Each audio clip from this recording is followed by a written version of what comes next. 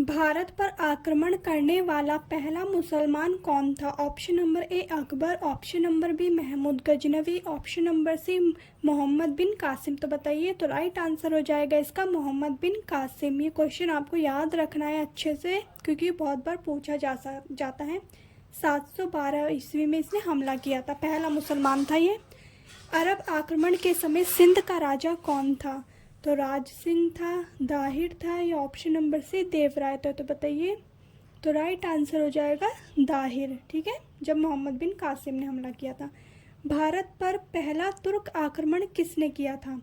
महमूद गजनवी ने, option number B Bahlol Lodi ने, या option number C Firoz Shah Tughlaq ने। तो राइट आंसर हो जाएगा महमूद गजनवी ने, यह पहला तुर्क था। ठीक है, 1000 में इसने आक्रमण किया था।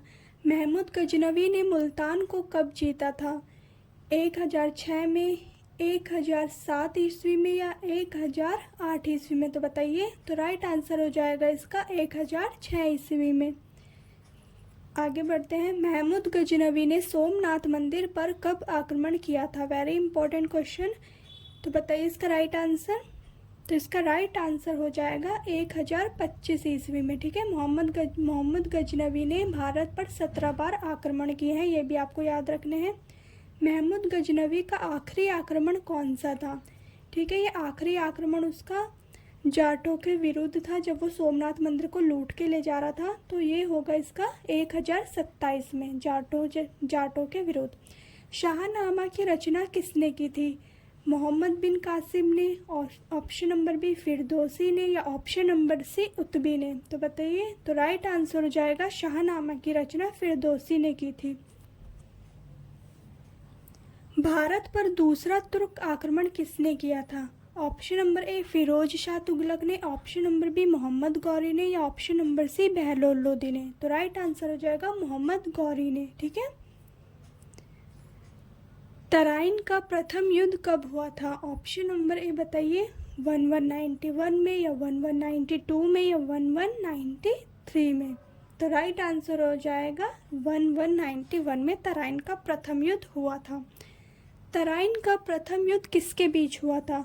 तो पृथ्वीराज चौहान और मोहम्मद गौरी के बीच हुआ था। कौन जीता था इसमें? पृथ्वीराज चौहान जी जीत गए थे। तराइन का द्वितीय युद्ध, तराइन का दूसरा युद्ध कब हुआ था? बताइए। तो तराइन का द्वितीय युद्ध हुआ था आपका 1192 में। ठीक है, ये भी आपको याद रखना है। तराइन का दूसरा युद्ध किसके बीच हुआ था? तो ये हुआ था मोहम्मद गौरी और पृथ्वीराज चौहान के बीच। अगेन तो इसमें मोहम्मद गौरी जीत गया था, पृथ्वीराज चौहान हार गए थे। चंदावर का युद्ध कब हुआ था? बताइए, 1194 में, 1195 में, या 1196 में? तो बताइए, राइट आंसर हो जाएगा 1194 में चंदावर का युद्ध हुआ था जयचंद और मोहम्मद गौरी के बीच। इसमें कौन जीता था? मोहम्मद गौरी। मोहम्मद गौरी का गुलाम कौन था? कुतुबुद्दीन ऐबक, या ऑप्शन नंबर बी जयचंद, या option number C Mohammad bin Qasim? तो बताइए, तो इसका राइट आंसर हो जाएगा कुतुबुद्दीन ऐबक। मामलुक वंश का संस्थापक कौन था? मामलुक वंश, जिसे आप गुलाम वंश भी कहते हैं, तो इसका संस्थापक बताइए। तो इसका राइट आंसर हो जाएगा कुतुबुद्दीन ऐबक था। ठीक है, कब से कब तक था? 1206 में ये गद्दी पर बैठा था। गुलाम वंश का शासन काल कब से कब तक था? 1206 से 1230 तक, 1206 से 1210 तक, या 1206 से 1290 तक? तो राइट आंसर हो जाएगा 1206 से 1290 तक। सल्तनत काल की भाषा कौन सी थी? ऑप्शन नंबर ए तुर्की, ऑप्शन नंबर बी फारसी, या ऑप्शन नंबर सी उर्दू? तो बताइए, तो इसका राइट आंसर हो जाएगा सल्तनत काल की भाषा फारसी थी, आपको याद रखना है। किस दिल्ली सुल्तान को लाख बख्श के नाम से भी जाना जाता था? Option number A Balban, option number B Razia Sultan, या option number C Qutbuddin Aibak? तो राइट आंसर हो जाएगा कुतुबुद्दीन ऐबक को लाख बख्श के नाम से भी जाना जाता था। ठीक है, नालंदा विश्वविद्यालय को किसने नष्ट किया था? कुतुबुद्दीन ऐबक ने, option number B Bakhtiyar Khilji ने, या option number C Mohammad Ghori ने?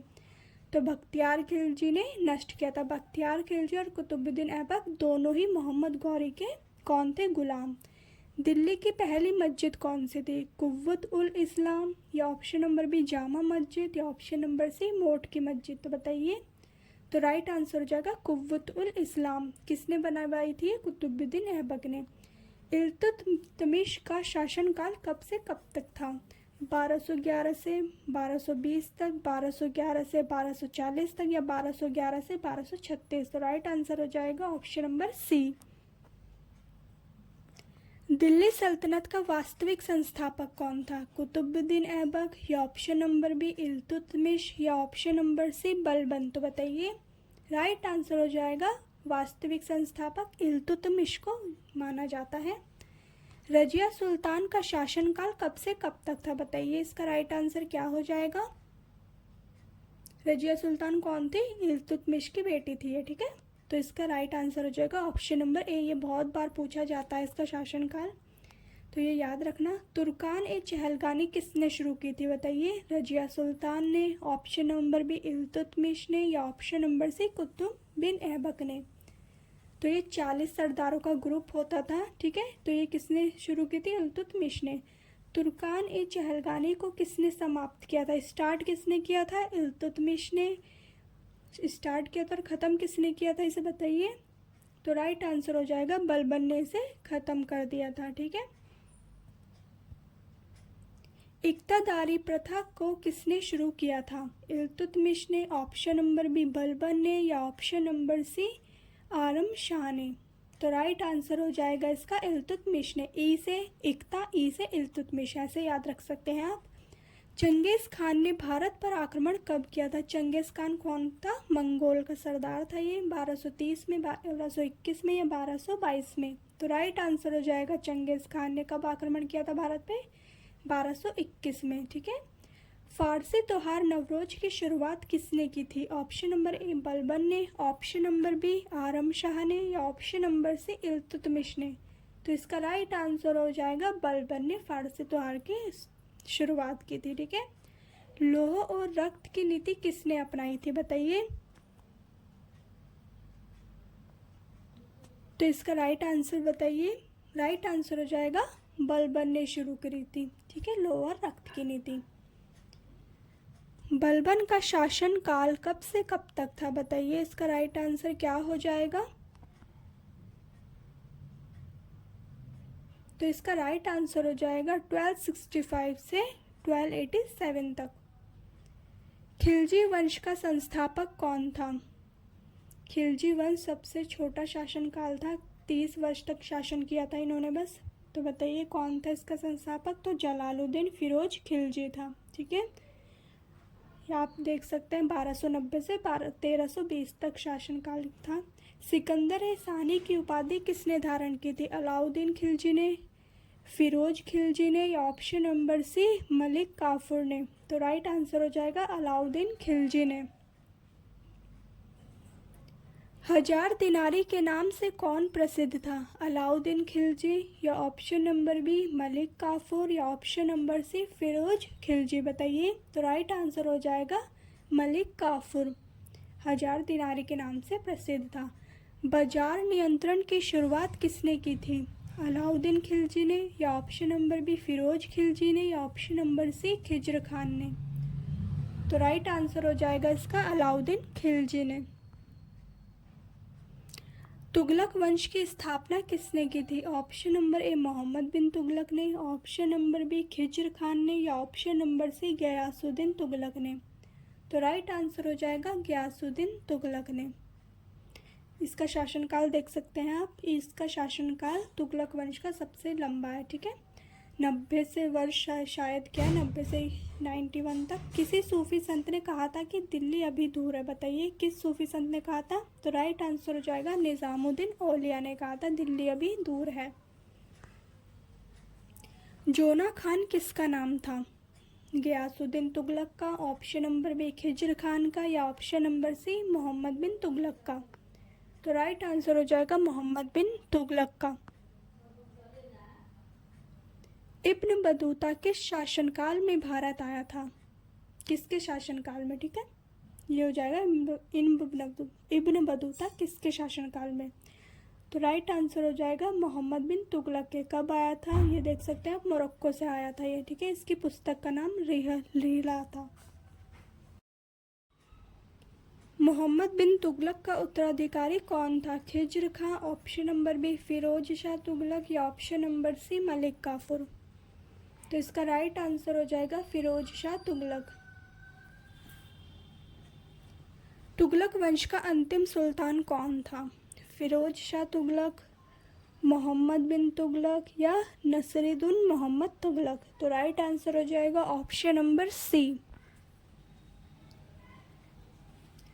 सैयद वंश का संस्थापक कौन था? खिज्र खान, या option number B Mubarak Shah, या option number C Farid Khan. तो बताइए, तो राइट आंसर हो जाएगा खिज्र खान।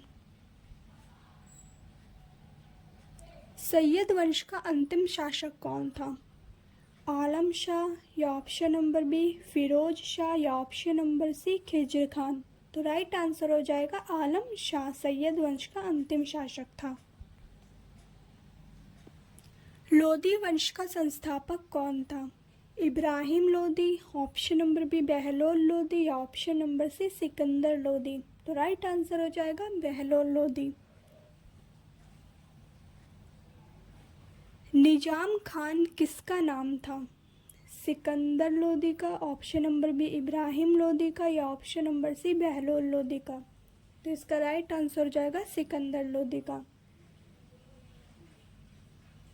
आगरा नगर की स्थापना किसने की थी? इब्राहिम लोदी ने, option number B Sikandar Lodi ने, या option number C Bahlol Lodi ने। तो इसका राइट आंसर हो जाएगा सिकंदर लोदी ने। दिल्ली सल्तनत का एकमात्र सुल्तान जो युद्ध भूमि में मारा गया था, बताइए कौन था वो? इब्राहिम लोदी, सिकंदर लोदी, या बहलोल लोदी। तो इसका राइट आंसर हो जाएगा इब्राहिम लोदी, ठीक है। सिकंदर लोदी की मृत्यु कब हुई थी? बताइए, 1517 में, ऑप्शन नंबर बी 1516 में, या ऑप्शन नंबर सी 1513 में। तो राइट आंसर हो जाएगा 1517 में। गुलरुखी के नाम से किसे जाना जाता था?